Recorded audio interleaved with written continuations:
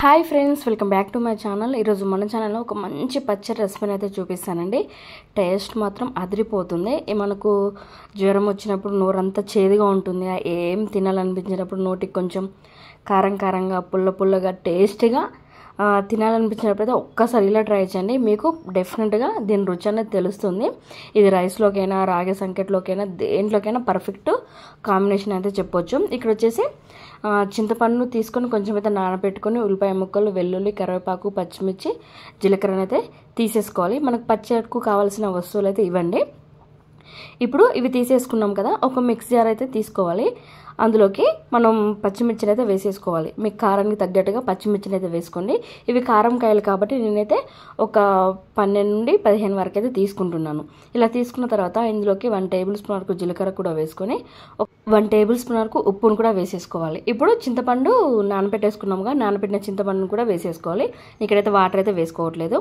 అలాగే కరివేపాకు అండ్ వెల్లుల్లిని కూడా వేసుకొని మనం ఒక్కటే పల్స్ ఇచ్చుకోవాలి. అంటే ఎలా అంటే మన రోట్లో కనుక నూరితే ఏ విధంగా బరకగా ఉంటుందో ఆ విధంగా, మరీ మెత్తడి పేస్ట్లా కాకుండా జస్ట్ ఈ విధంగా ఉండేటట్టు చూసుకోండి.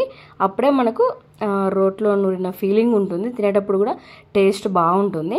ఇప్పుడు ఈ విధంగా పట్టేసుకున్న తర్వాత ఇందులోకి ఒక మీడియం సైజు ఉల్లిపాయ ముక్కలను కూడా వేసుకొని మరొకసారి అయితే మిక్సీ పట్టేసుకోవాలి బరకగా.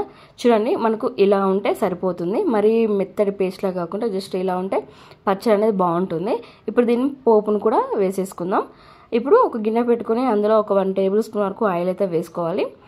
ఆయిల్ అనేది కొంచెం హీట్ అయిన తర్వాత పోపు గింజలు, అలాగే ఇక్కడ వచ్చేసి ఒక 1 టేబుల్ స్పూన్ వరకు పల్లీలు అయితే వేసుకుంటున్నాను.